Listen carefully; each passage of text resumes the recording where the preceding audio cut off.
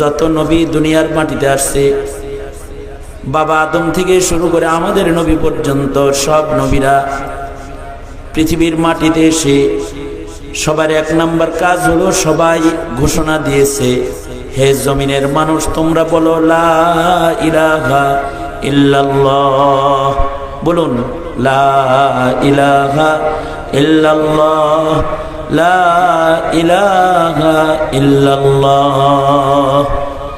এটা বাবা আদমেরও এক নাম্বার কাজ, আমাদের নবী পর্যন্ত মাঝখানে যত নবী আসছে সবার এক নাম্বার কাজ দাওয়াত আল্লাহ পাকের তাওহীদের, একাত্মবাদের, লা ইলাহা ইল্লাল্লাহ। দোনো হাত উপরে তোলেন তো। আপনারা শুনেন নাই, শুনছেন পরে, মানে এই কারণে উঠাইতে দেরি হয়েছে। এক হাত নামান, দোনো হাত তোলেন, দোনো হাত খোলেন। এই যে শুনেন না ভালো, আল্লাহ জানে, অথবা পরে শুনেন, আমি বলার অনেকক্ষণ পরে শুনেন, অনেকক্ষণ মানে কয়েক সেকেন্ড পরে শুনেন, ভেতরে আপনাদের শুনতে কষ্ট, আল্লাহ আপনাদেরকে সহজ করুক শোনা। দোনো হাত আরো সোজা করেন, তো শুনছেন লাগে। এক হাত নাড়াচাড়া দেন তো, এক হাত নাড়াইতেছেন না দুই হাত নাড়াইতেছেন? হ্যাঁ, দোনো হাত খোলেন, হ্যাঁ এরকম দোনো হাত নাড়েন। এখন এক হাত নামান, তাও নামাইতে আগে পিছে করছেন। দোনো হাত তোলেন, দোনো হাত খুলে দেন। এবার জবান খুলেন, আওয়াজ করে বলেন সুবহানাল্লাহ, আওয়াজ করে বলেন আলহামদুলিল্লাহ, আওয়াজ করে বলেন লা ইলাহা ইল্লাল্লাহ, আওয়াজ করে উচ্চ আওয়াজে শয়তান তাড়ানোর নিয়ত করে জোরে করে বলেন আল্লাহু আকবার, আরো জোরে বলেন আল্লাহু আকবার। হাত নামান। এই যেমন আপনারা আমার সাথে ছিলেন, আমি হাত তুলতে বলছি তুলছেন, নাড়াইতে বলছি নাড়াইছেন, এক হাত তুলতে বলছি এক হাত তুলছেন। এইটা যতটা গুরুত্বপূর্ণ তার চাইতে নসিহতের গুরুত্ব কম না বেশি? কম না বেশি? বেশি। তাইলে সামনের কথাগুলো কত গুরুত্ব সহকারে শোনা দরকার। এই রুমালালা, তুই শুনতেছস? শোনস না তোর? তুই কি করতেছস? তোর হাতে কি? হ্যাঁ, আরে না তোরে কই, তোরে বলতেছি, তোর হাতে কি? হ্যাঁ, মোবাইল। খুব ভালো জিনিস লিয়ে বয়ে রেছিস। হ্যাঁ, রেকর্ড হয়ে গেল। আরে আপনার রেখে নি, এই যে রুমালালা রেখেছি। আমার দিকে চা, আমি তোর দিকে চাই রয়েছি, তুই আর এক দিকে চাই রয়েছিস।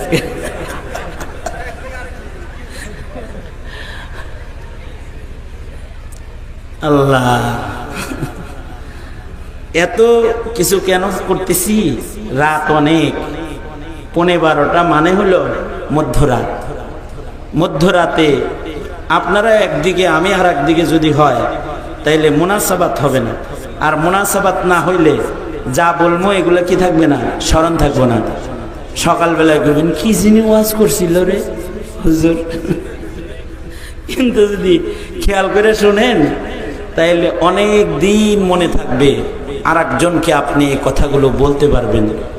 গনিমত মনে করেন যে আমি আপনাদের সামনে এসে কিছু বলতাছি এখন, কারণ 4 মাস আগে আমারে আনতে হইলে ওসি সাহেবরে ঘি মাখাইতে মাখাইতে আপনাদের ঘি শেষ হয়ে যেত, ঠিক না? হ্যাঁ, 4 মাস আগের কথা। 4 মাস আগে যদি কেউ আমাকে দাওয়াত করেছে তো হ্যাঁ থানার ওসিরে চা খাওয়ান লাগছে, পাম দেওয়ান লাগছে। আপনি অনেক ইমানদার লোক, বুজুর্গ লোক, আলেম ভক্ত লোক, এগুলো কেমন লাগছে? এগুলো বইলা যদি ওসি সাহেব খুশি মনে অনুমতি দিছে তাইলে আনতে পারছে, আর যদি বলছে আসতে পারবে না তাইলে বলছে হুজুর সমস্যা, আসা যাবে না। আমাদেরকে ফোন করে বলছে সমস্যা, আসা যাবে না। তা আল্লাহ পাকের নিয়ামত। এখন ওসি সাহেব হুজুরে আসতে দিবে না দূরের কথা, ওসি সাহেব এখন নিজে থানায় থাকতে হলে হুজুরের দোয়া নেওয়ার আমল চলে এসেছে। এই পরিবর্তন দান করেছেন কে? জোরে আওয়াজ করে বলেন কে দিল?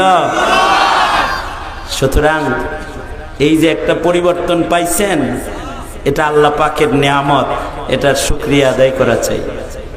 এটার শুকরিয়া কি দিয়ে আদায় করবেন?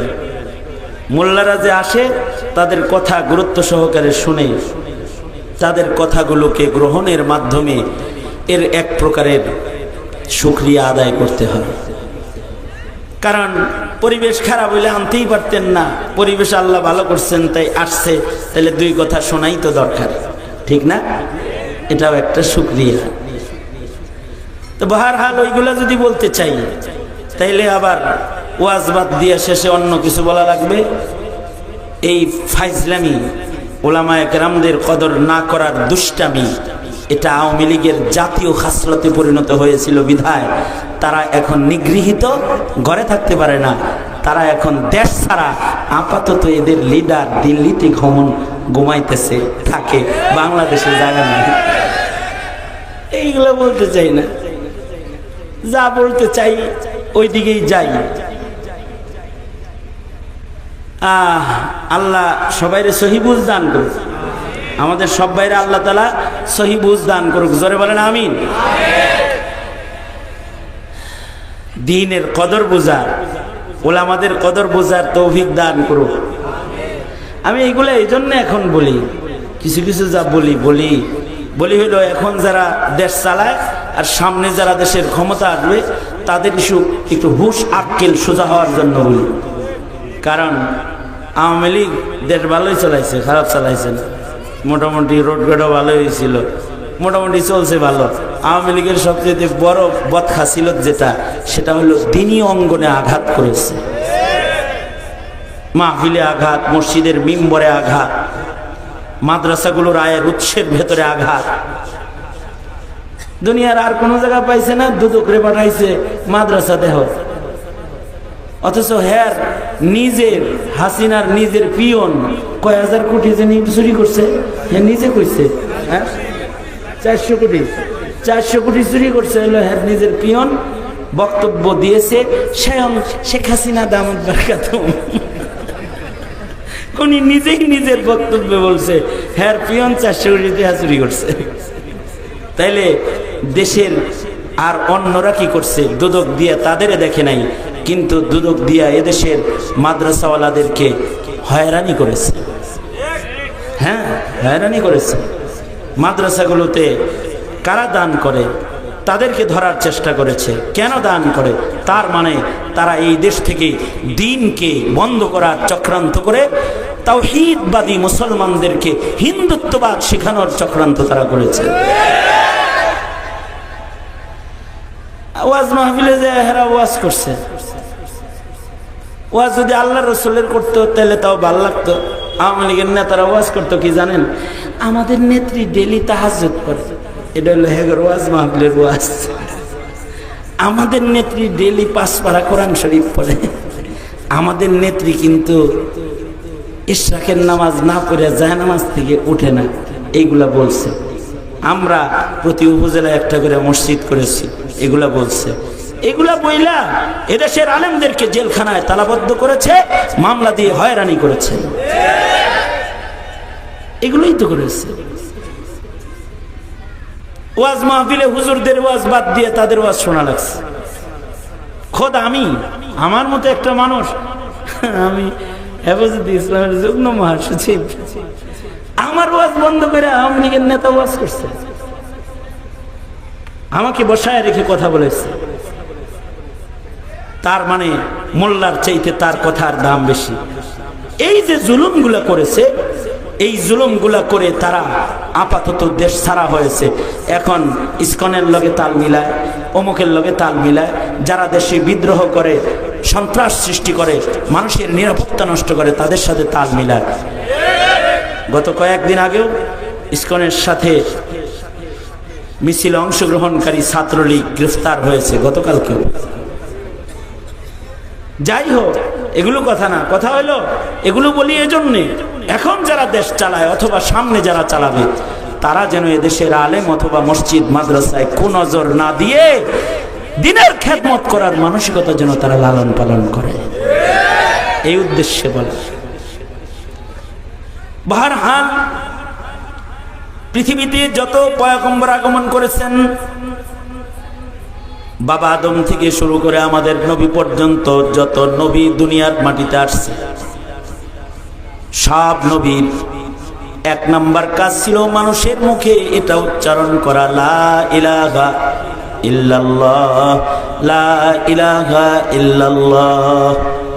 সব নবীর কালিমা ছিল লা ইলাহা ইল্লাল্লাহ। কারণ লা ইলাহা ইল্লাল্লাহ বিশ্বাসের সাথে এই কালিমা যদি জীবনে একবার কেউ পড়ে তার অনেক দাম।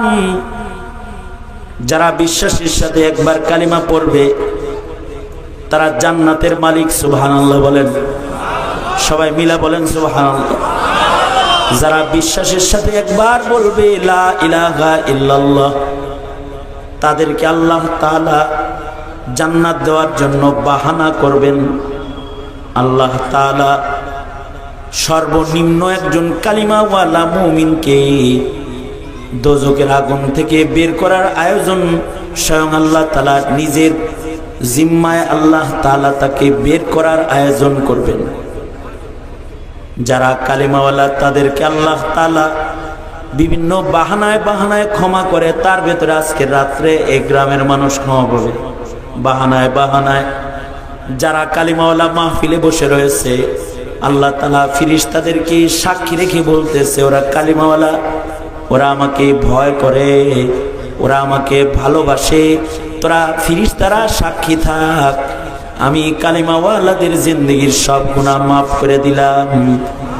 তাদের নাম দোজখের খাতার থেকে কাইটা তাদের নাম জান্নাতের দপ্তরে উঠায়া দিলাম। এগুলো আল্লাহ পাকের বিশেষ দয়া মায়া কালিমাওয়ালার জন্য। কারণ একটা কালিমাওয়ালাকে আল্লাহ তাআলা কত মোহাব্বত করেন। বুখারী শরীফের রিওয়ায়াত হযরত ওমর থেকে বর্ণিত, মুসলমানদের কাছে কাফেরদের নারী পুরুষরা গ্রেফতার হলো, অর্থাৎ কাফেররা মুসলমানদের কাছে পরাজয় বরণ করে গ্রেফতার হলো। এই গ্রেফতারকৃত মানুষদের ভেতরে পুরুষও আছে, মহিলাও আছে। বুখারীতে আছে, হযরত ওমর বর্ণনা করেন নারীদেরকে যখন গ্রেফতার করে আটকে রাখা হয়েছে, এই সময় হঠাৎ করে একটা মহিলা দৌড় দিল। প্রাণ বাঁচানোর জন্য অথবা পলায়ন করার জন্য নয়, যুদ্ধের ময়দানে এই মহিলার দুধের বাচ্চাটা হারায় গেছে। হঠাৎ করে দেখে তার দুধের বাচ্চাটা পাশে হাঁটতেছে, মারে খুঁজতেছে। মহিলাটা দৌড়ায়া যায় তার শিশু বাচ্চাটাকে বুকে জড়ায়া লইছে, কোলে লইছে। সন্তানটাকে বুকে জড়ায়া মা আদর করতেছে। দীর্ঘ সময় সন্তান কিছু খায় না, তার পেটে ক্ষুধা, তার মুখ শুকনো। মহিলাটা তার সন্তানকে দুগ্ধ পান করাইতেছে। সাহাবায়ে কেরাম অপলক নেত্রে তাকায় মার ভালোবাসা দেখতেছে, যে একটা মায়ের সন্তানের জন্য কত মায়া। খোদ আল্লাহর নবীও তাকায় দেখতেছেন। কিছু সময় পরে আল্লাহর রাসূল সাহাবীদেরকে বলে, সাহাবীরা, এই মায়ের সন্তানের জন্য মায়া তোমাদেরকে আকর্ষণ করেছে, তোমাদেরকে বিস্মিত করেছে। এই এই এই এই আপনি এন্দাইলেন কে? হ্যাঁ, এন্দাইছেন কে? এখন এনে খারাপ হয়েছেন কে? আপনি বাগেন এনতে, তুই দাঁড়াইছিস কে? এটা কি? হ্যাঁ, প্রজেক্টর বন্ধ কর। প্রজেক্টরের ভিতরে আমি ওয়াজ করি না, আমি বয়ান করবো না। ঘুরাও, এটা অন্যদিকে ঘুরাও, ওইদিকে ঘুরাও, ওইদিকে ওইদিকে ওইদিকে।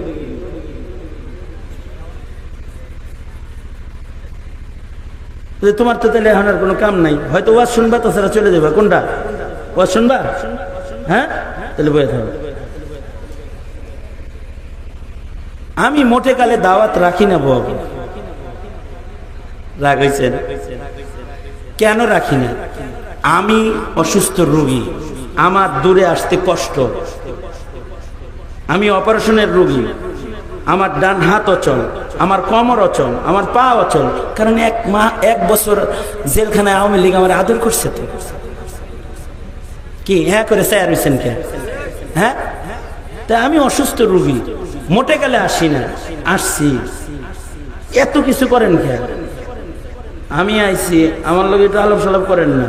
দাও, কাল যদি শোনেন যে মরে গেছি, তাহলে আজকে শেষ মাহফিল। মানুষ কতদিন বাঁচে? এমনও হতে পারে আগামীকালকে শুনবেন যে খালিদ সাইফুল্লাহ মারা গেছে, তখন তাহলে আজকের সাক্ষাৎ আপনার সাথে আমার জিন্দগির শেষ সাক্ষাৎ, আপনার সাথে আমার কিছু কথোপকথন, এটা আমার জিন্দগির শেষ কথোপকথন।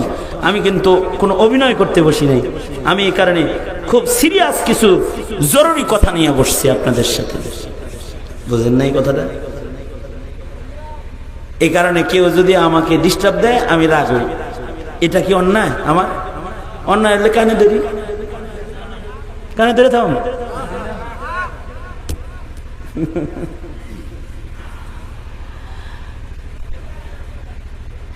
আবার আওয়াজ করে জোরে তাসবিহ জপেন, যাতে বাহিরের লোকেরা বুঝে যে এখানে কিছু হইতেছে, আমরা একটু যাই, ওখানে একটু শরীক হই। জোরে আওয়াজ করে বলেন সুবহানাল্লাহ, জোরে বলেন আলহামদুলিল্লাহ, লা ইলাহা ইল্লাল্লাহ, আল্লাহু আকবার, আল্লাহু আকবার, আল্লাহু আকবার। আবার মুতাওয়াজ্জিহান ইলা জিহাতিল হুজুর, আবার আমার দিয়ে কি বলতেছিলাম আমি? মা তার সন্তানকে দুগ্ধপান করে আদর করতেছে। এই পৃথিবীতে মানুষের ভালোবাসার মধ্যে সবচেয়ে পাওয়ারফুল ভালোবাসা আল্লাহ তাআলা মা সন্তানের ভেতরে দান করেছেন। মায়ের ভালোবাসার চাইতে শক্তিশালী কোনো ভালোবাসা আল্লাহ তাআলা দুনিয়ায় মানুষের ভিতরে দেয় নাই। ভাই ভাইয়ের ভালোবাসার চাইতে মা সন্তানের ভালোবাসা বেশি। স্বামী স্ত্রীর ভালোবাসার চাইতে মা সন্তানের ভালোবাসার পাওয়ার বেশি।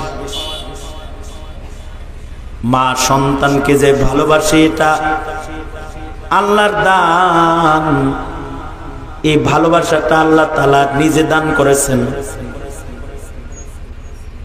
আল্লাহ ভালোবাসা বানানোর পরে সবচেয়ে বেশি ভালোবাসা, 99 ভাগ ভালোবাসা আল্লাহ তাআলা নিজের জন্য রেখেছেন। 1 ভাগ ভালোবাসা বন্টন করেছেন।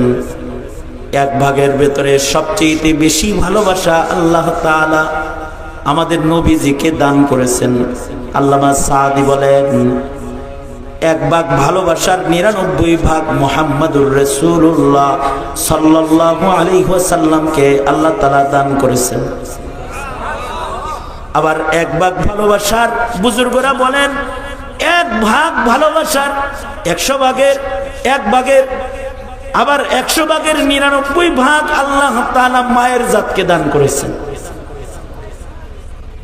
কিছু কিছু ভালোবাসা আল্লাহ তাআলা সব মাখলুকরে দিয়েছেন, কিন্তু মায়েকে, মা জাতকে আল্লাহ তাআলা আলাদা ভালোবাসা দান করেছেন।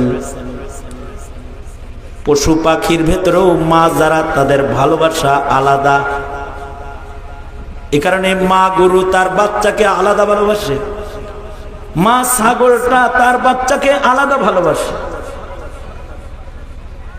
মা মাছের ভেতরে যে মা, সে তার বাচ্চাকে আলাদা ভালোবাসে। বাচ্চার প্রেমে মায়েরা নিজের জীবন দিতে রাজি হয়, কারণ মায়ের হৃদয়ে এই ভালোবাসা দিছেন স্বয়ং কে? জোরে আওয়াজ করে বলেন, কে দিছেন? হযরত আয়েশা সিদ্দিকা বলে, আল্লাহর নবী মা আর সন্তানের আশ্চর্য ভালোবাসা দেখেছেন। 2টা খেজুর নিয়ে ইফতার করতে বসছি, এক মা এসে দরজায় দাঁড়ায় বলে, আমায় কিছু দাও। আল্লাহর নবী গো, একটা খেজুর নিজের জন্য রেখে আর একটা খেজুর আমি ভিক্ষুক মহিলাটাকে দান করলাম। আশ্চর্য, মহিলার দুইটা বাচ্চা গড়াগড়ি করে ক্ষুধার জ্বালায় দূরে কাঁদতাছে। মহিলাটা নিজে না খায়া খেজুরটা ভাগ করে নিজের দুই সন্তানরে খাওয়াইলো। সন্তানরা বলে, মা তুমি খাও। মা বলে, না তোরা খা, তোদের পেট ভরা থাকলে আমার ক্ষুধা থাকবে না, তোরা খা। হযরত আয়েশা বলেন, ভাবলাম আর একটা খেজুর আছে, এইটা মারে দিই, ও খাক। তো আমি পানির দ্বারা ইফতার করে আর একটা খেজুরও দিলাম। আগের খেজুর দুইটা যেমন সন্তানরে খাওয়াইছে, পরের একটা দিছি, এটাও ভাগ করে সন্তান করে খাওয়াই দিছি। আমার আর কোনো খেজুর রইল না। আমি পানি দিয়ে ইফতার করলাম, কিন্তু পর্দার আড়ালে দেখলাম মা আর সন্তানের ভালোবাসা। মা না খায়া সন্তানরে খাওয়ায়া শান্তি পাইছে। এই যে মার ভালোবাসা, এটা আল্লাহর দান। এ কারণেই আল্লাহর রাসূল মার হক 3 বার বর্ণনা করেছেন। পৃথিবীর কোন সন্তান যদি মার হক আদায় না করে, আল্লাহ তাআলা অসন্তুষ্ট হয়। আল্লাহ যেমন আল্লাহর গোলামি না করলে অসন্তুষ্ট হয়, মার খেদমত না করলে অসন্তুষ্ট হয়। ওয়াকাযা রাব্বুকা আল্লা তা'বুদু ইল্লা ইয়াহু ওয়া বিল ওয়ালিদাইনি ইহসানা। মা আলাদা ভালোবাসা রাখে। সাহাবীরা এই ভালোবাসা দেখা আশ্চর্যান্বিত হয়েছে। যুদ্ধের ময়দানে গ্রেফতার হয়েছে, কিন্তু নিজের জানের মায়া করে নাই। নিজের সন্তানের দিকে দৌড় দিছে। সন্তান কোলে লইয়া যেন মা সব দুঃখ ভুলে গেছে। নিজের সন্তানকে মা আদর যত্ন করে দুগ্ধ পান করাইতেছে। সাহাবীরা দেখে আশ্চর্যান্বিত। আল্লাহর রাসূল নিজেও আশ্চর্যান্বিত হয়ে দেখতেছেন। আল্লাহর নবী এরপরে বলতেছেন, এই সাহাবীরা, এই ভালোবাসা দেখে তোমরা আশ্চর্যান্বিত হয়েছ। মা তার সন্তানরে যতটুকুন ভালোবাসে, এর চেয়েও মহান আল্লাহ তার বান্দাকে কোটি কোটি গুণ বেশি ভালোবাসে। মার ভালোবাসা সন্তানের জন্য যেমন, আল্লাহর ভালোবাসা বান্দার জন্য তার চেয়ে অনেক বেশি। কেন আল্লাহ মাফ করে? ওয়াজে বইলেও কয় মাফ, ডাক দিলেও কয় মাফ। সারা জীবন শিরিক আর মূর্তি পূজা করছে, একবার বলেছে লা ইলাহা ইল্লাল্লাহ, আল্লাহ কয় তোর পিছনের সব মাফ, যা সিধা জান্নাতে যা। আল্লাহু আকবার কবীর। কেন বলে? এজন্য বলে যে আল্লাহ তাআলা বান্দাকে ভালোবাসে বেশি। আবু দাউদ শরীফের রিওয়ায়াত, এক সাহাবীর মাথার উপরে পাখি কিচিরমিচির করতেছে। আল্লাহর রাসূল সাল্লাল্লাহু আলাইহি ওয়াসাল্লাম সাহাবীকে বলে, এই সাহাবী, এই যে একটা মা পাখি তোমার মাথার উপরে কিচিরমিচির করে, তুমি কি এই মায়ের বাচ্চা আনছো? চাদর সরাইয়া বলে, জি আল্লাহর নবী, আমি পাখির বাচ্চা চুরি করছি। তার পাখির বাচ্চাগুলা আমি নিয়ে এসেছি। পাখির আওয়াজ মানুষের কাছে পছন্দের, জন্য মানুষরা ঘরের ভেতরে পাখি পালে, রিংটোন লাগায়, পাখির আওয়াজের রিংটোন। ঘরের ভেতরে পাখি পালে। কেউ কেউ আছে পাখির আওয়াজ শোনার জন্য জঙ্গলে যায় বসে থাকে, ভ্রমণ করে। সাহাবী বলে, পাখির আওয়াজ আমার পছন্দের, তাই ওর বাচ্চাগুলোকে আমি নিয়ে এসেছি। আল্লাহর রাসূল বলেন, ওর মার হৃদয়ে বাচ্চার একটা আজব ভালোবাসা আল্লাহ তাআলা দান করেছে। বাচ্চা আনছো, ওর কষ্ট হইতেছে, ওরে কষ্ট দিও না। এ মায়ের ভালোবাসা আছে বাচ্চার প্রতি, ওরে কষ্ট দিও না। ওর বাচ্চাগুলা ওকে ফেরত দাও। এক পর্যায়ে রাসূল বলেন, এই মার এই বাচ্চার জন্য যতটুকুন ভালোবাসা তোমরা দেখছো, তার চাইতে কোটি কোটি গুণ বেশি ভালোবাসা আল্লাহ তাআলা তার বান্দার জন্য রাখেন। বান্দাকে আল্লাহ তাআলা এর চাইতে কোটি কোটি গুণ বেশি ভালোবাসে। সুবহানাল্লাহ। এই কারণে আল্লাহর রাসূল সহিহ হাদিসে বর্ণনা করেন, হাসরের মাঠে যে একবার বলছে লা ইলাহা ইল্লাল্লাহ, তাকে আল্লাহ মাফ করার লাগা বাহানা করবে। সহিহ হাদিসে আছে আল্লাহর রাসূল দুই বান্দাকে বলবে, এই বান্দা তোদের গুনাহ বেশি নেকি নাই, যা তোরা দোজখে যা। সহিহ হাদিসে আছে এই দুই বান্দা দোজখের দিকে রওনা যাবে, কিন্তু এই দুই বান্দা যখন দোজখের দিকে চলতে থাকবে, দুইজনের ভেতরে একজন দোজখে যাবে আর ফিরা ফিরা আল্লাহর দিকে চাইতে থাকবে। আল্লাহ তাআলা তাকে বলবে, এই বান্দা দোজখে যাইতে বলছি, দোজখে যাও, কিন্তু ফিরা ফিরা আমার দিকে কেন চাও? লোকটা বলবে, আল্লাহ আলেমদের মুখে আপনার দয়ার কথা শুনছি, আপনার ভালোবাসার কথা শুনছি, আপনি তো আপনার বান্দারে অনেক ভালোবাসেন, দোজখে যাইতে বলছেন যাই, কিন্তু আপনার মায়া দয়া পাওয়ার আশায় বারবার আপনার দিকে ফিরে ফিরে তাকাই। আল্লাহ তাআলা বলবেন, বান্দা আমার দয়া মায়ার ঈমান তোর ভেতরে আছে, যা তোকে দোজখ মাফ কইরা তোকে জান্নাত দিয়ে দিলাম। এটা জান্নাতে চলে যাবে। এবার আরেকজন যেটা জাহান্নামের দিকে যাইতেই আছে, ফেরেশতারা তাকে দোজখের গেট পর্যন্ত নিয়ে গেছে, এবার ধাক্কা দিলে খালি পয়রা যাইব।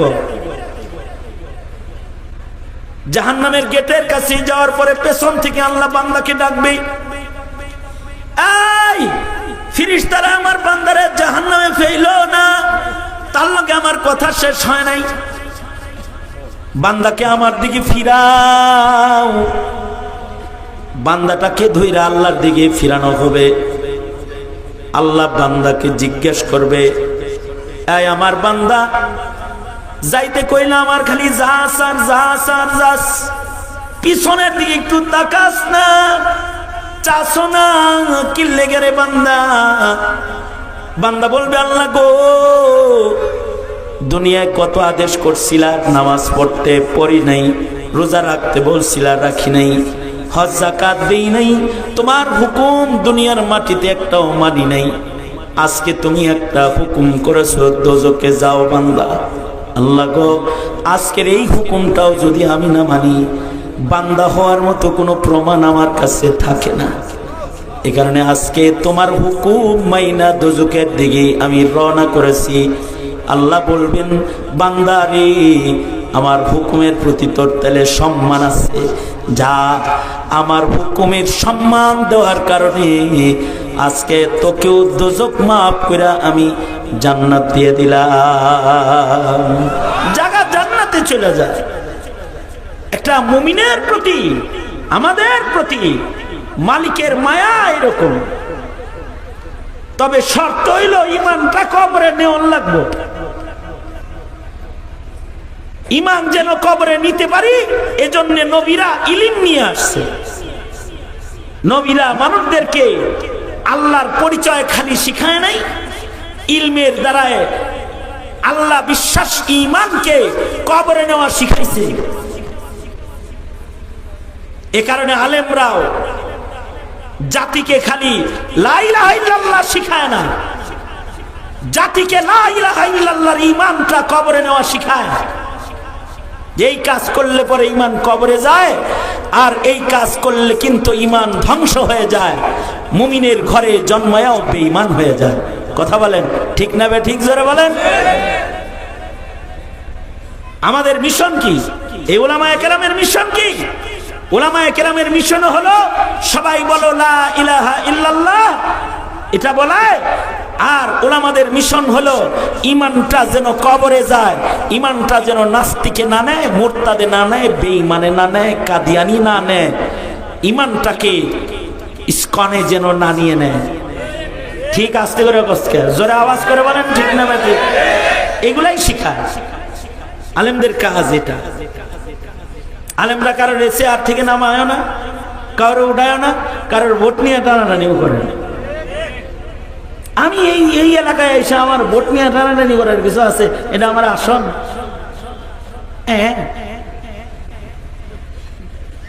তবে আমার কথা বলার কিছু আছে, সেটা হলো আমার ভুয়াপুরের কালিমাওয়ালা মুসলমানদের ইমান যেন কেউ চুরি করতে না পারে, এ কারণে আমার কথা বলতে হয়। এদেশের মৌলবীদের কথা বলতে হয় যেন তাদের ইমান দুশ্মনে না নিয়ে যায়, চোর ডাকাতে যেন তাদের ইমান চুরি করে না নিয়ে যায়, কথা বলতে হয়। কারণ ন্যূনতম ইমান কবরে নিলেও লাভ আছে। একক তো নামাজ যে পড়ে না, একটা রোজা যে রাখে নাই, একটু হজ করে নাই, যাকাত দেয় নাই, সাদাকা করে নাই, শরীয়তের কোনো বিধান মানে নাই, কিন্তু তার ইমানটা কোনো কারণে নষ্ট হয় নাই। আলেমদের কথা শুনছে, ইমানটা কবরে লয়ে গেছে। এমন সর্বনিম্ন ইমানদারের কথা বলতে গিয়ে আল্লাহর রাসূল হাসছেন। হে রে আল্লাহ কত বড় জান্নাত দিবে, এটা বলতে যে হেসে দিছেন আল্লাহর নবী।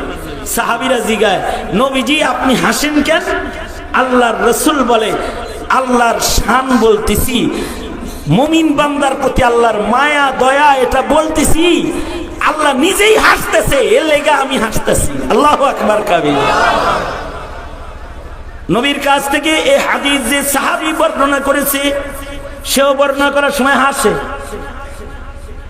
ছাত্ররা কয় হাদিস বলতেছেন হাসেন কেন? কয় নবী যখন আমাগরে বলছে তখন নবী হাসছে। নবী হাসছে কেন? আল্লাহ হাসছে এজন্যে।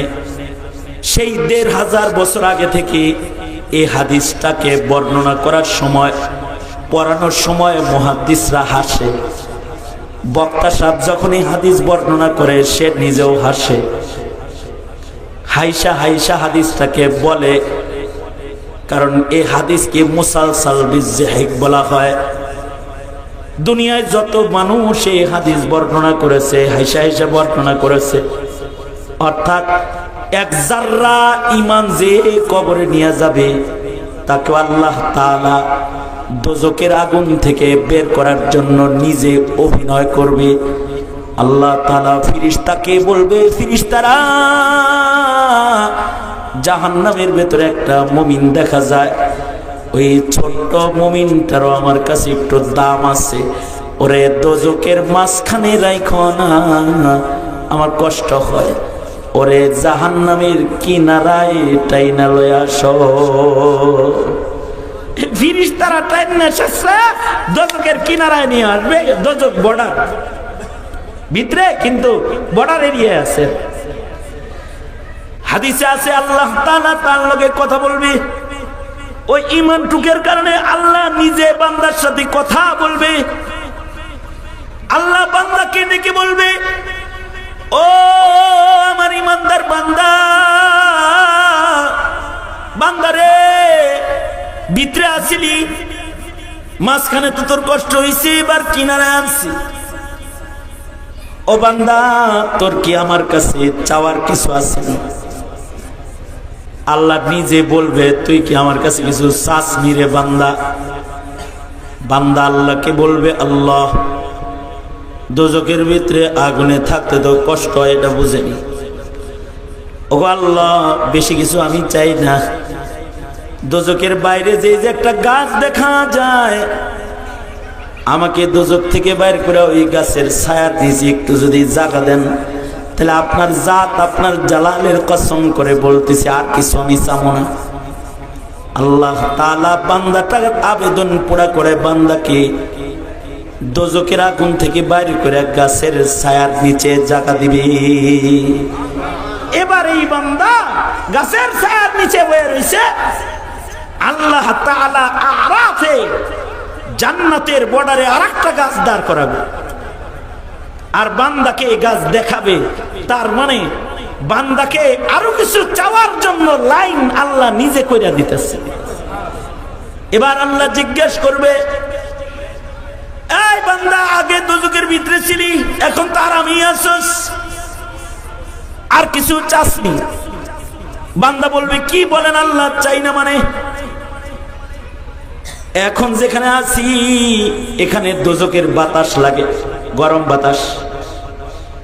তবে ওই যে জান্নাতের পাশে যে ছায়াদার গাছটা দেখা যায়, আপনার জাত আর জালালের কসম করে বলতেছি আমি, খালি যদি এই গাছ থেকে সরায়া আমারে ওই জান্নাতের কাছের গাছের নিচে একটু বসতে দেন, আপনার জাতের কসম আপনার কাছে আর কিছু আমি চাবো না। বুঝা চাইছস তো? কয় জি আল্লাহ, আর জীবনে কিছু চাইতাম না। এবার জান্নাতের পাশে গাছের ছায়ার নিচে বান্দাকে আল্লাহ ফিরিস্তাদেরকে নিয়ে বসায়া দেওয়ার নির্দেশ করবে। এবার জান্নাতের বাইরে গাছের ছায়ায় বৈশা যখন জান্নাতের হুর গিলমান নাজ নেয়ামত দেখতে থাকবে, তেঁতুল খাইলে দেখলে যদি জিহ্বায় পানি আসে, বান্দাটা যখন জান্নাতের হুর গিলমান আর নাজ নেয়ামত গুলা সচক্ষে দেখবে, হের কিরকম পানি আইব।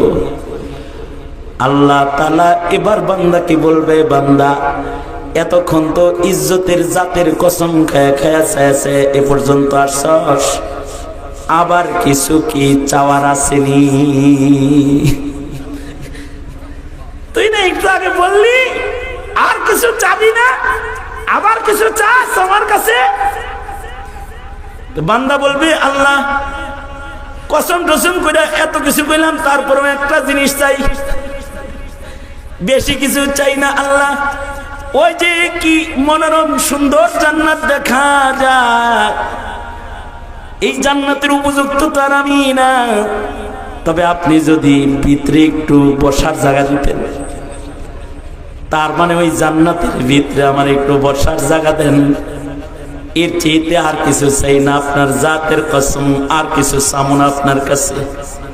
আল্লাহর রাসূল বলেন, আল্লাহ তাআলা এই কসম খায়া এক বিগত জায়গা চাওয়া বান্দাটাকে সুবহানাল্লাহ বলার লেগে রেডিও এ বসে সুন্দর করে একটা সুবহানাল্লাহ বলেন। আল্লাহর রাসূল বলেন, এই বান্দা আমার উম্মতের সর্বশেষ জান্নাতি বান্দা, তাকে আল্লাহ তাআলা যে জান্নাতটা এবার দান করবে, তার জান্নাতটা হবে এমন পৃথিবীর 10 পৃথিবীর সমান। ভালোবাসার পরিমাণটা কি কম না বেশি? অনেক বেশি। আমাদের কিন্তু ভালোবাসি অনেক, কিন্তু আমরা কি তাকে ভালোবাসি? আমরা যদি ভালোবাসার প্রমাণ দিতে পারি, আমরা যদি শিরকে জর্জরিত না হই, আমরা যদি নবীর ইজ্জতের পাহারাদার হই, আমাদের হৃদয়ে যদি তাওহীদ ও রিসালাতের বিশ্বাস কামেল থাকে, তাহলে আমরা এই ভালোবাসা পাওয়ার উপযুক্ত। আর যদি তা না থাকে আমাদের ভেতরে, তাহলে আল্লাহর ভালোবাসা পাওয়ার উপযুক্ত আমরা না। যদি আমাদের ঈমান নষ্ট হয়ে যায়, জায়গা জান্নাতে নয়, দোজখ হবে চিরদিনের জন্য স্থায়ী ঠিকানা। এ কারণে মুমিনের সবচেয়ে বড় কাজ হলো তার ঈমান রক্ষা করা, ঠিক কিনা? তার ঈমানকে হেফাজত করা, এটা মুমিনের 1 নম্বর কাজ।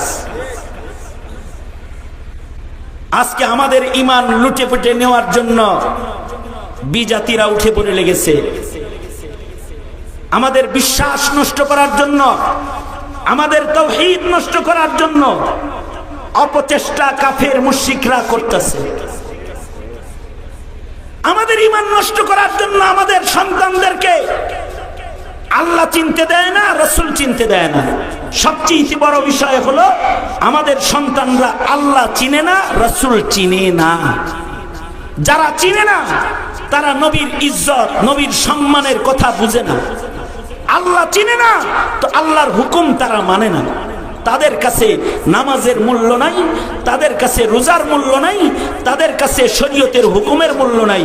অবশ্য কারোর কাছে পূজার মূল্য আছে, পূজার মূল্য আছে, পয়লা বৈশাখের মূল্য আছে, উৎসবের মূল্য আছে। কিন্তু আল্লাহর হুকুমের মূল্য তাদের কাছে নাই। রাজনৈতিক কর্মসূচির মূল্য আছে, ইসলামের কর্মসূচি আমলের মূল্য তাদের কাছে নাই। ঠিক না বে ঠিক? জোরে বলেন, আছে না নাই? আছে না নাই? মুসলমানের আওলাদ এরা নবীও চিনে না, ধর্মও চিনে না, নেতা চিনে, দল চিনে। এ কারণে নবীর ভালোবাসা প্রকাশ করার মতো সুযোগ তারা পায় না। নেতার ভালোবাসা প্রকাশ করার সুযোগ পায়, নেতার জন্য ঘন্টার পর ঘন্টা রাস্তায় দাঁড়ায় থাকতে রাজি, কিন্তু নবীর প্রেমে আওয়াজ করতেও রাজি না। কি কথা বলেন না কেন? ঠিক না? নবীর প্রেমে আওয়াজটা করতেও রাজি না। আমরা জাতিকে ওই কথাটাই বলি, নবীর প্রেম প্রকাশ করো, আল্লাহ প্রেম প্রকাশ করো। যারা গণতান্ত্রিক রাজনীতি করে এদের কাছে এগুলো ভালো লাগে না। এরা মনে করে যে আমাদের কর্মীগুলারে হুজুর লয়ে গেল। আসলে তো কর্মী নেয় নাই। আসল কথা হলো মুসলিম ঘরে জন্মগ্রহণ করা ইমানদারকে ইমান শিখাইছে। কি কি শিখাইছে? ইমান শিখাইছে। মুসলিম ঘরের সন্তানরা যদি ইমান জানতো আর ইমান শিখতো, তাইলে এই দেশে যাকে তাকে তারা ভোট দিত না। ঠিক বললেও ঠিক, না বললেও ঠিক। রাত দুপুরের সময় হয়তো ঠিক বলার দরকার নেই, তবে সুন্দর করে বুঝতে যান। সেটা হলো এই, যদি ইমান জানতো আর ইমান চিনতো, তাইলে মুসলিম ছেলেরা বলতো যেই দল কাদিয়ানীকে কাফের ঘোষণা করব তাকে ভোট দিব, যেই দল নবীর ইজ্জতে হামলাকারী নাস্তিকের ফাঁসি দিবে তাকে ভোট দিব, যেই দল পর্দার উপরে হাত রাখে মুসলিম নারীর সম্ভ্রমে হাত উঠায় তার হাত ভেঙে দিবে যে তাকে ভোট দেব, যারা ইসলামের বিধানের মূল্যায়ন করে তাকে ভোট দেব। কথা বলেন ঠিক না বে ঠিক? জোরে বলেন। যদি ইমান জানতো আর ইমান চিনতো, তাইলে এই দাবি তারা করত। এই ইমান চিনে না, বুঝে না, বিদায়ী তারা বিএমপি করে, কিন্তু বিএমপি রে এটা কয় না, এই বিএমপি তোর দল কর্ম শর্ত আছে, সেটা হলো কাদিয়ানীকে অমুসলিম ঘোষণা করতে হবে। ঠিক আস্তে করে কোন? হ্যাঁ, কাদিয়ানীকে অমুসলিম ঘোষণা করা কি আমাদের জন্য ফরজ নয়? জোরে আওয়াজ করে বলেন, ফরজ নয়? আমরা তো সংখ্যাগরিষ্ঠ মুসলমানের দেশ, এই দেশে কাদিয়ানী থাকবে। আমরা বলি না কাদিয়ানীকে তারায়া পাকিস্তান পাঠায় দাও, কাদিয়ান পাঠায় দাও, তা বলি না। তবে আমরা অবশ্যই এটা বলি, হিন্দুরা যেমন হিন্দু পরিচয়ে থাকে, খ্রিস্টানরা যেমন খ্রিস্টান পরিচয়ে থাকে, আমাদের দেশে কাদিয়ানী থাকতে হলে মুসলিম পরিচয়ে থাকতে পারবে না, কাদিয়ানী পরিচয়েই থাকতে হবে তাদের। কে কথা বলেন আওয়াজ করে, ঠিক না বেঠিক? কেন কাদিয়ানী পরিচয়ে তাদের থাকতে হবে? এজন্য কাদিয়ানী পরিচয়ে থাকতে হবে। এরা মুসলিম পরিচয়ে থাকলে ওরা আমাদের মসজিদের শিরোনাম ব্যবহার করে, ওরা আমার মাদ্রাসার শিরোনাম ব্যবহার করে, ওরা মক্কা মদিনার শিরোনাম ব্যবহার করে। কথা বলেন। এটা ব্যবহারের মাধ্যমে মুসলিম, মূর্খ মুসলিম, যারা দিন জ্ঞান শূন্য মুসলিম, তাদের হৃদয়ে তারা মুসলিম স্বীকৃতি পেয়ে যায়। তারা মনে করে ওরা মনে হয় মুসলমান। অথচ কেউ যদি কাদিয়ানীকে মুসলমান মনে করে, তাইলে তার মুসলমানই নষ্ট হয়ে যায়, সে কাফের হয়ে যায়। ঠিক না? ঠিক যারা বলেন, কেউ যদি কাদিয়ানীকে মুসলিম মনে করে, সে কি হয়? নাই আওয়াজ করে এখন, আরো জোরে আওয়াজ করে আল্লাহরে সাক্ষী বানায় এখন। এমন কি যে কাদিয়ানীকে কাফের বলে না, সে কি? জোরে বলেন। সুতরাং আমি বলবো কাফের কাফের, আপনারা বলবেন কাদিয়ানীরা কাফের। কাফের কাফের, আওয়াজ করে বলেন, কাফের কাফের, কাফের কাফের। কারণ কাদিয়ানীকে কেউ যদি কাফের মনে না করে, তাহলে সে বেঈমান হয়ে যায়। কারণ আমার নবী শেষ নবী, কিয়ামত পর্যন্ত আমার নবীর পরে আর কোন নবী নাই। মা কানা মুহাম্মাদুন আবা আহাদিন মির রিজালিকুম ওয়ালাকির রাসূলুল্লাহি ওয়া খাতামান নাবিয়্যিন ওয়া কানাল্লাহু বিকুল্লি শাইইন আলীমা। আমার নবী শেষ নবী, আমার পরে আর কোন নবী নাই। রাসূল বলেন আমার পরে কেউ যদি নবী হইতো তাহলে আল্লাহ উমর রে নবী বানাইতো। ইসলাম সে তো পরশমণি, তারেকে পেয়েছি খুঁজি, পরশে তাহার সোনা হলো যারা, তাদের ওই মোরা বুঝি। বলেছেন হযরত রাসূল শেষ পয়গম্বর, আমার পরে যদি নবী হতো কেউ হতো ঠিক সে উমর। অর্থাৎ আমাদের নবীর পরে কেউ নবী হইলে মহান আল্লাহ উমরকে নবী বানাইতেন। কিয়ামত পর্যন্ত আর কেউ নবী হবে না, উমরও নবী হয় নাই। কিয়ামত পর্যন্ত পৃথিবীতে আর কোনো নতুন নবীর আগমন ঘটবে না। এমন ঈসা আলাইহিস সালাম জমিনে আসবেন, ঈসা নবী আমাদের নবীর নবুয়তকে মানবেন। আল্লাহর রাসূল বলেন লাউ কানা মূসা হাইয়ান, ঈসার মতো যদি মূসাও জীবিত থাকতো তাহলে মূসার জন্য ফরজ হয়ে যেত আমাকে মানা, কারণ আমার নবুয়ত জমিনে চলতি অবস্থায় আর কারোর নবুয়ত নাই। আমার নবুয়ত আসার পরে সকল নবীদেরও আমি নবীর নবুয়ত মানা ফরজ। আল্লাহু আকবার, জোরে করে বলেন আল্লাহু আকবার। এখন তোমার প্রধান উপদেষ্টা যে সে কি বলছে জানো? এই যে বর্তমান প্রধান উপদেষ্টা, সে যেদিন আমেরিকা থেকে দেশে আসছে সেদিন এয়ারপোর্টে নাইমা বলছে আহমদিয়া জামাতের অধিকার ফেরত দেব। ফতোয়া মোল্লার কাছে না চাইয়া তুমি নিজে চিন্তা করে দেখো গা, এই কথা বললে ঈমান থাকে না যায়। আর ঈমানদারি তো দুরস্তান। ঈমান যদি তাদের থাকতো তাহলে একজন শাহবাগীকে উপদেষ্টা পরিষদে জায়গা দিতে তারা পারত না। শাহবাগীকে উপদেষ্টা পরিষদে জায়গা দিয়েছে। এটা কি মনে করো তোমার দেশের মুসলমানের ঈমান পাহারা দিতে দিছে? না, তোমার প্রজন্মের ঈমানের 12টা বাজানোর জন্য এ সকল নাস্তিক মুরতাদ রাষ্ট্রের গুরুত্বপূর্ণ জায়গায় বসানো হচ্ছে। এই সেম কাজ করেছে আওয়ামী লীগ। আওয়ামী লীগ এদেশের আলেমদেরকে জেলখানায় তালাবদ্ধ করেছে আর মুরগি চোরা, ইনু, এরকম যত শয়তান আছে এগুলোকে রাজত্ব দিয়ে দিয়েছিল। জি, আওয়াজ করে বলেন না কেন? রাজত্ব দেয় নাই তাদেরকে, রাজত্ব দিয়েছিল তাদেরকে। আর আলেমদেরকে মামলা দিয়ে পেরেশান করেছে, জেলখানায় তালাবদ্ধ করেছে, নাস্তিকদেরকে মুরতাদদেরকে প্রমোট করেছে, গায়ক গায়িকা নায়ক নায়িকাদেরকে এমপি মন্ত্রী বানিয়েছে, আর মৌলবীদেরকে গোলাম বানানোর চক্রান্ত করেছিল তারা। মহান আল্লাহ বরদাস্ত করে নাই। ছাত্র জনতা দিয়া নমরুদরে যেমন মশা দিয়া মারছে, ফেরাউনরে পানি দিয়া মারছে, আর জালিম সরকারকে ছাত্র জনতাকে কাগজ কলম রেখে স্কুল থেকে রাজপথে বের করে দিয়ে উপযুক্ত জবাব পাঠায় দিয়েছে।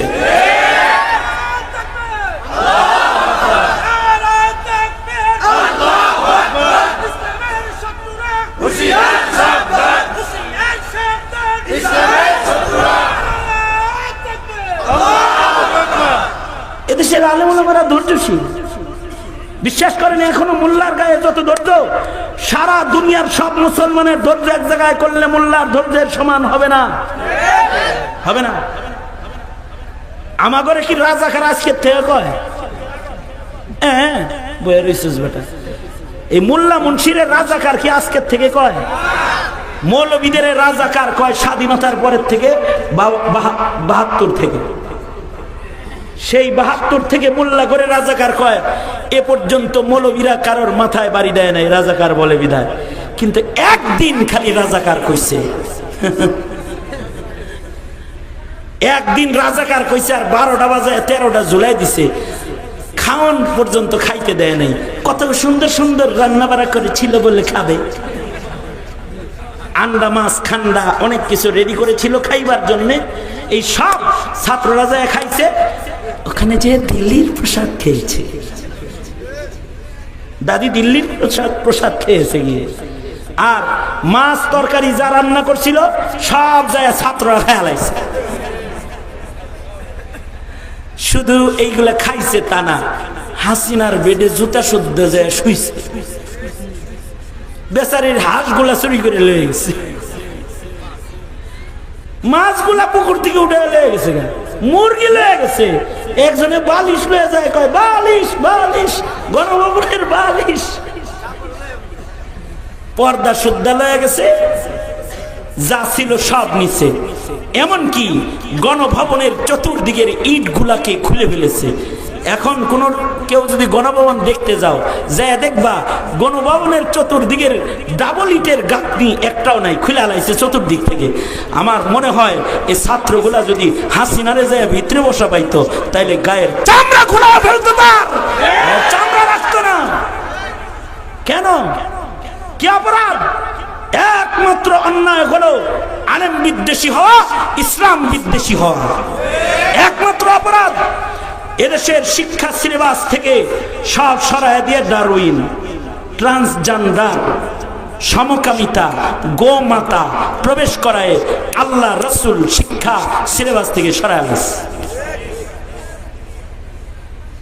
সুন্দর সুন্দর তাহাজ্জুদের বর্ণনার ভাষণ দিছে, ওপর দিয়ে ভানি ডালছে আর নিচ দিয়ে ঘোড়া কাটছে।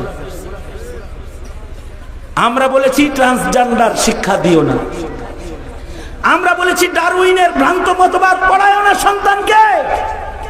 কেন পড়াও ডারউইনের ভ্রান্ত মতবাদ?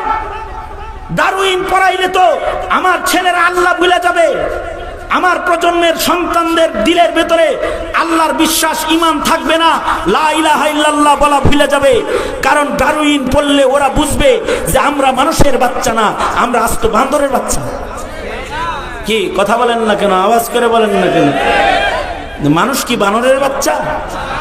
এই যুবক, আমরা কি বানরের বাচ্চা? তোমার তো বানরের বাচ্চা বানাইছে। প্রাণী বিজ্ঞান পড়ায় তোমাদেরকে আল্লাহ বিরুদ্ধে, আল্লাহর বিপক্ষে দাঁড় করাইছে। আল্লাহ কয় আমি হাত দিয়া বানাইছি, খালাকাল্লাহু আদামা বিয়াদি, আল্লাহ কয় আমি নিজের হাতে বানাইছি। ওরা কয় না, বান্দর থেকে লেস কইরা মানুষ হইছে। তোমার করে আল্লাহর বিপক্ষে দাঁড় করাইছে। তোমরা কি মনে করো আমরা প্রাণী বিজ্ঞান পড়ি না? আমাদের মাদ্রাসায় প্রাণী বিজ্ঞানের এত বড় বই আছে, যত বড় বই তোমরা চোখেও দেখো না। আল্লাহ দিল বইয়ের নাম হায়াতুল হাইওয়ান, কিতাবের নাম কামাল উদ্দিন দমেরি রহমাতুল্লাহ আলাই। প্রাণীর এমন কোন প্রাণী নাই যেটা নিয়ে তিনি আলোচনা করে নাই। কিন্তু তোমাদেরকে ডারউইন পড়ায়া, প্রাণী বিজ্ঞান পড়ায়া তোমাদের ঈমান নষ্ট করতে চায়। আর আমাদেরকে প্রাণী বিজ্ঞান পড়ায় আমাদের ঈমানকে মজবুত করেছে, আমাদের আকাবিররা ঈমানকে মজবুত করেছে। উদাহরণস্বরূপ হায়াতুল হাইওয়ানের ছোট্ট একটা তথ্য আপনাদের কাছে পেশ করি। হায়াতুল হাইওয়ানে অনেক পশু পাখির কথা আছে, এর ভিতরে কবুতরের কথা আছে। কবুতর, কবুতরের একটা সুন্দর খাসলত আছে। গোমায় গোমায় হুনলে কিচ্ছু মনে থাকবে না। দোনো হাত উপরে তুলো, মুরব্বীরাও তুলেন, হ্যাঁ সোজা করো, নাড়াচাড়া, ঘুম নাই তো? নারায়ে তাকবীর, নারায়ে তাকবীর, নারায়ে তাকবীর। অবশ্য আমার ওয়াজের বাজেট শেষ। বাজেট মানে হলো আমি লম্বা ওয়াজ করি না, 1 ঘন্টা করি, 1 ঘন্টা ইজ ফিনিশ, 1 ঘন্টা শেষ। এখন যা করব এটা হইল বোনাস। এত লম্বা ওয়াজ করার দরকার নাই তো। এত ওয়াজ করে কি করব? বেশি ওয়াজ করার দরকার নাই। খাইটা মারা কিছু কথা বলে দেওয়া দরকার সবাই রে। খাইটা বুঝো? হ্যাঁ, তোমরা টাঙ্গাইল, আমি মানিকগঞ্জ, খুব দূরে না। খাইটা মুগুর মারা, সুন্দর কথা কইছে। আর একটা ভাষা হলো কি, মুগুর মারা কিছু কথা বলা দরকার। এত ওয়াজ করে কি? ওয়াজ আমার চাইতে বেশি তোরা জানোস বেটা, তোর ওয়াজ শোনা দরকার আমার। যুবক ভাইরা, তোমাদেরকে আমরা বলি সামনের রাজনীতি কে কি করবে তার রাজনীতি হিসাব করে কড়ায় গন্ডায় আদায় করে লইও। সামনে কার রাজনীতি তুমি করবে? তুমি কি কোনো নাস্তিকের দালালের রাজনীতি করবে, মুরতাদের দালালের রাজনীতি করবে, যে কাদিয়ানির দালালি করে তার রাজনীতি করবে? তুমি রাজনীতি করবে তার যে তোমার সন্তানের ঈমান বাঁচাবে, তার রাজনীতি করবা। সিদ্ধান্ত, ডিসিশন তোমার কাছে। বক্তব্য খালিদ সাইফুল্লাহ আইয়ুবীর কাছে, এরকম মৌলবীর কাছে হলো বক্তব্য। এ কারণে মৌলবীকে জেলখানায় যেতে হয়, এ কারণে তোমরা জেলে যাও না, আমি জেলে যাই, কারণ আমি তোমাদের ইমানের বিবেককে খুলে দেই জাতির কাছে, এ কারণে জেলে যাই। কথা তো কিছু বলতেই হবে। মুগুর মারা হোক আর খাইটা মারা হোক, ঠিক না? বেশি রাত বলার খেয়াল নাই, ভয়ের কোনো কারণ নাই। আর কয়েক মিনিট মাত্র, তা তো আছেন নাকি বলেন? আমার সাথে দোয়া করে যাইবেন না? কতক্ষণ আছেন? 15 মিনিট তো আছেন তো ইনশাআল্লাহ? হ্যাঁ, কতক্ষণ আছেন? যদি 2 ঘন্টা হয়, যদি 3 ঘন্টা হয়, ফজর পর্যন্ত যদি হয়, তাও আছেন তো? আপনারা আছেন, আমি নাই। আপনারা ফজর পর্যন্ত থাইয়েন, আমি ফজর ইনশাআল্লাহ ঢাকা। আল্লাহ, কি কইতেছিলাম মনে আছে? স্মরণ করাইয়া দেন। হ্যাঁ, কবুতর, এই তো শ্রোতা ভালো, মাশাআল্লাহ। দুনো হাত আবার উপরে। ওই যে কে কে কে দিনে হাত তুলে নাই, এটি ঘুমাইছে। এই হাত তুলেছ নাই কে রে? হাত তোল। দুনো হাত পকেটে দিয়ে থুইছে আর হাত। কি সুন্দর করে দুনো হাত নাড়াচাড়া, জবান খুলে আল্লাহু আকবার। স্বাধীন বাংলাদেশ, আল্লাহু আকবার। অভিনয় করলে কাজ হইব না, অভিনয় করবা ইস্কন দিয়া। স্বাধীন বাংলাদেশ, আসো খালি, আও। আর কয়দিন পরে কো আইতাছি, আয়া পড়ো না, খালি আয়া দেখো বিডিআর হত্যার বিচার হবে তোমার, আসো তুমি। শাপলার হত্যার বিচার হবে, আসো তুমি। রাজপথে গুলি করে আমার ভাইয়ের রক্ত ঝরাইছো, বিচার হবে, আসো বাংলার মাটিতে, আসো। কে ঠিক না? সুতরাং এদেশের মানুষের হক হুকুকের রাজনীতি যারা করবে তাদের রাজনীতি করো। তোমরা কার রাজনীতি করবা আমার কাছ থেকে শিখালাম, কিছু শিখাই, 2-4টা। তার ভিতরে একটা হলো, যেই এমপি বলবে আমি কাদিয়ানির বিপক্ষে, আপনারা আমারে ভোট দিয়েন, তারে ভোট দিও। কি বলবে? আমি কাদিয়ানিকে কাফের ঘোষণার ব্যাপারে আমার আন্দোলন চলবে, এটা যে বলবে তারে ভোট দিবা। হ্যাঁ, ডাইরেক্ট বলবা তুমি কোন দলের তা বুঝি না, কিন্তু তুমি কি ইমানের দলের কিনা সেটা আগে ক্লিয়ার করো, ফাইন্ড আউট করো, ক্লিয়ার করো। তুমি কি এই দেশে মুসলমানদের ক্ষতি করতে চাও? তুমি কি কাদিয়ানিয়াতবাদকে প্রতিষ্ঠা করতে চাও, নাকি ইমান বাঁচাতে চাও? এটা ক্লিয়ার করো আমাদের কাছে, তাছাড়া ভোট পাবা না। এটা বইলা দিবা।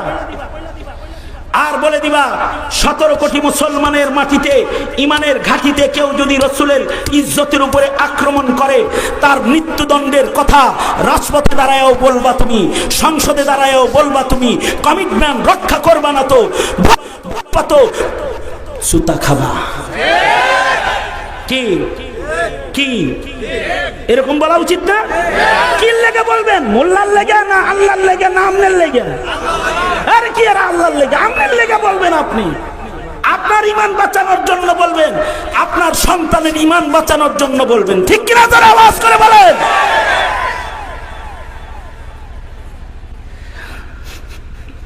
কবুতরের কথা কইতেছিলাম, আল্লাহ দিলে শোনো, অন্য কারোর কাছে পাইতা না, ভালো করে শোনো। কবুতরের একটা সুন্দর গুণ আছে। কবুতর পালছেন কেউ? আমি কিন্তু কবুতর পালছি। খালি ক্যামেরা তোলে জেনে এনে, আমি কবুতর পালছি।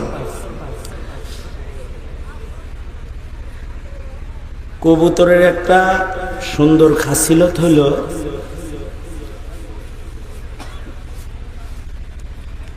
আর একটা কথা মধ্যাহ্ন দিয়ে কয়ে দিই, মাঝখান দিয়ে একটা কথা বলে দিই। আল্লাহর ঘর মসজিদের ভিতরে মানুষের থাকা যায় আছে? বাড়ি বানায়া বউ লইয়া করো কে মিয়া? কোন প্রাণীর থাকা যায় আছে? কিন্তু একটা প্রাণী আছে, ওর আল্লাহর ঘর মসজিদে বউ লইয়া প্রেম করা যায় আছে। এটা হলো হযরত ওয়ালা কবুতর দামাত বারকাতুহু। এই কারণে কবুতর যদি মসজিদের ভিতরে বাড়ি বানায়, তার বাড়ি ভাঙ্গা নিষেধ। ফিকহের কিতাবে এ নিয়ে আলোচনা আছে। কেন? কবুতরের ভেতরে নবী প্রেম আছে। গুহায় কাফেররা যখন রসুলকে মারতে গেছে, কবুতর তখন ডিম পেড়ে আল্লাহর রসুলকে আড়াল করে কাফেরদের দৃষ্টির থেকে এসে আড়াল করে রেখেছে। আল্লাহু আকবার জোরে করে বলো। ওর ভেতরে নবী প্রেমের ঈমান আছে। যাই হোক, এটা ফাঁক দিয়ে একটা সঠিক কথা বললাম। মসজিদে কোন প্রাণীর বাসা ভাঙ্গা নিষেধ? কবুতর। কবুতর কবুতরের বাসা মসজিদে ভাঙ্গা নিষেধ। আমি ওইটা আমার সাবজেক্ট না, আমি বলতে চাই যেটা, সেটা হলো কবুতরের একটা সুন্দর গুণ হলো, কবুতরের ডিম থেকে যখন কবুতরের একটা সুন্দর গুণ হলো, কবুতর যখন এক হাত তোলেন যাক না আছেন যে এটা বুঝাইতেছি আর কি, সোজা করে। কবুতরের একটা সুন্দর গুণ হলো, কবুতর যখন বাচ্চা ফোটে কবুতর নিজের বাচ্চাকে 3 দিন লাগাতার পাহারা দেয়। বাচ্চা হওয়ার পরে বাচ্চা রেখে কোথাও সে যায় না। 3 দিন। কয়দিন? কামালউদ্দিন দামেরি রহমতুল্লাহ আলাইহি বলেন, এই 3 দিন কবুতর কি করে জানো?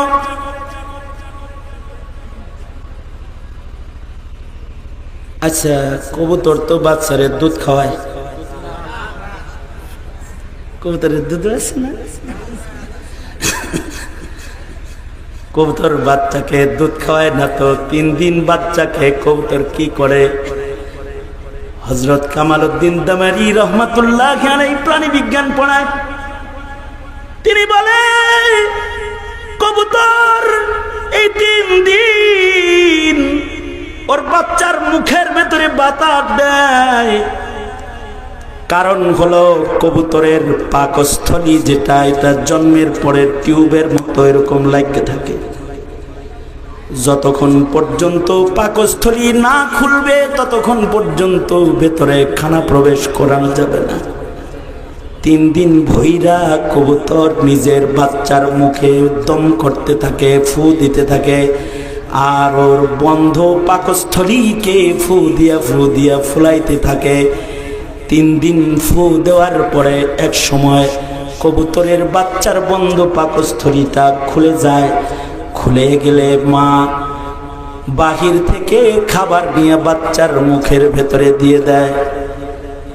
বলুন তো ভাই, বাচ্চার পেটের এই বন্ধ পাকস্থলী দেখার জন্য কবুতর কোনো আলট্রাসোনোগ্রামের মেশিন ব্যবহার করে নাই, কিন্তু মহান আল্লাহ যারা চোখে দেখি না, সেই মাওলায় কবুতরকে তার বাচ্চার ভেতরের পেটের পাকস্থলী দেখাইছে। আবার বন্ধ পাকস্থলী কেমনে খুলতে হবে মহান আল্লাহ কবুতরকে শিখাইছে। এ কবুতর দুনিয়ার কোনো ভার্সিটিতে পড়ে নাই, এই দুনিয়ার কোনো মানুষের কাছ থেকে সে শিক্ষা গ্রহণ করে নাই, রবের কাছ থেকে, অদৃশ্যের মালিকের কাছ থেকে শিক্ষা গ্রহণ করে নিজের ছোট্ট বাচ্চার পাকস্থলী খুলেছে।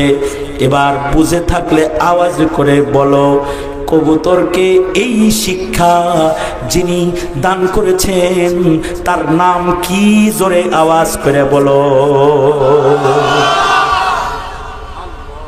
আমরাও প্রাণী বিজ্ঞান পড়াই, কিন্তু আমাদের প্রাণী বিজ্ঞানের ভেতরে আছে তাওহীদ, আমাদের প্রাণী বিজ্ঞানের ভেতরে আছে তোমার মালিককে, এটা পরিচয় তুলে ধরা।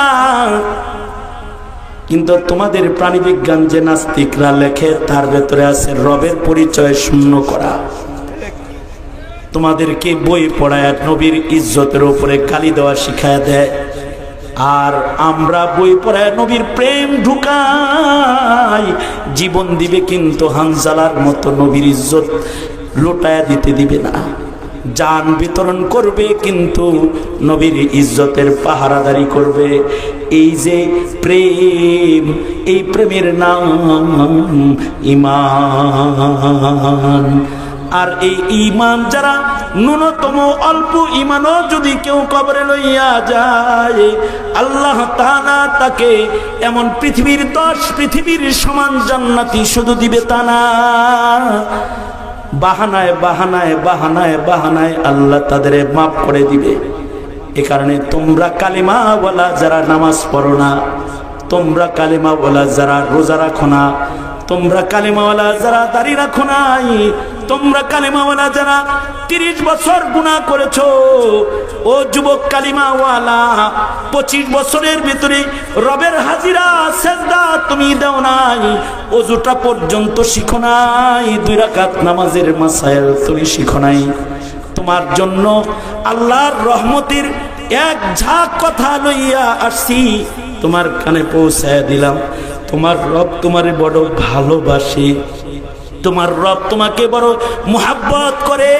যদি তুমি আজকে এই মাহফিলে এই গভীর রাত এখন বসে যদি চোখের 2 ফোঁটা পানি তুমি ছেড়া দিয়া তোমার রবের যদি বলবার পারো, আল্লাহ তুমি আমারে ভালোবাসো কিন্তু আমি তোমারে চিনি নাই, তুমি আমাকে মোহাব্বত করো আমি তোমারে বুঝি নাই, আল্লাহ গো আজকে তোমারে চিনছি, আজ থেকে আমি নামাজ পড়বো, আজ থেকে আমি রোজা রাখবো, আজ থেকে প্রতিদিন কিছু কোরআনের তিলাওয়াত আমি করব, আমার পেছনের গুনাহ তুমি মাফ করে দাও।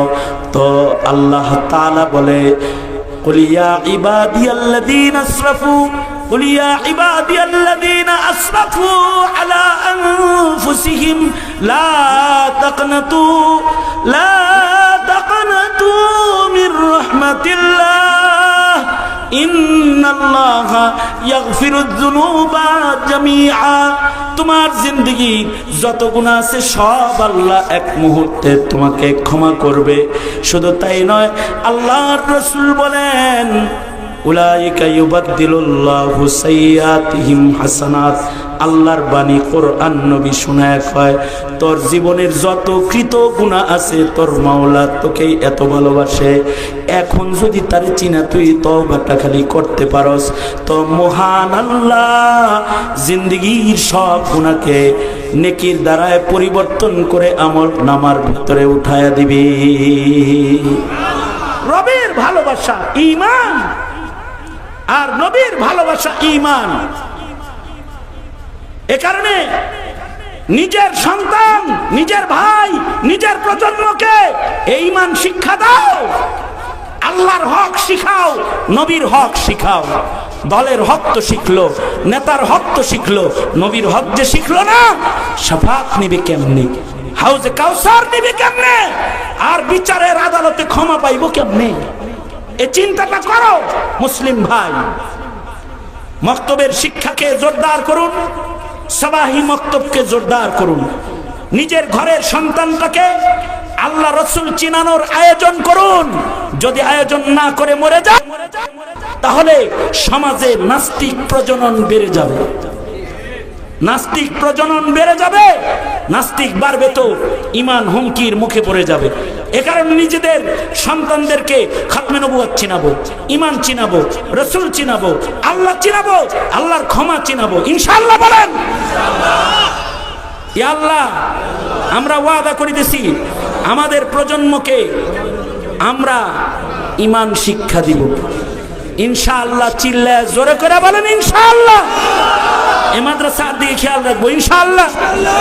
এই মাদ্রাসায় সাদাকা খায়রাত করবেন, এই মাদ্রাসায় খেয়াল রাখবেন। এই মাদ্রাসা হাফেজ বানায়, আলেম বানায়। কতগুলা ছেলে রে 9 মাসে হিফজ করছে। আহারে খেয়াল রাখবেন ইনশাআল্লাহ বলেন। আল্লাহ তৌফিক দান করেন।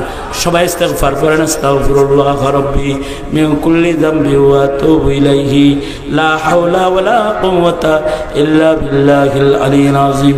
আস্তাগফিরুল্লাহাল্লাযী লা ইলাহা ইল্লা হুয়াল হাইয়ুল কাইয়্যুম ওয়া আতুবু ইলাইহি। আমার কাছে দিব আরো চাইলে তো আবার চলে দেব গা। একটা লোক নাম লেখাইতে পারেন আমার কাছে, 12 মাসে 12,000 টাকা দিবেন। আমি সফরের হালতে তার জন্য দোয়া করতে করতে যাব। মার নামে 500, বাবার নামে 500, 12 মাসে 12,000। জাকাতের টাকাও দিতে পারবেন, সাদকাও দিতে পারবেন। আল্লাহ যেন আপনাকে আবু বকরের সাথে জান্নাত দেয়। 12 মাসে 12 কার নাম লেখাইতে পারি? আছেন কোন আল্লাহর বান্দা? দোয়া রাখ দিয়া নামটা মাদ্রাসার খাতায় লিখবেন। আল্লাহ আপনাকে নবীর হাতের হাউজে কাউসার ও শাফাত দান করে। কেউ আছেন? মুর্তজা আলী ভাই। মুর্তজা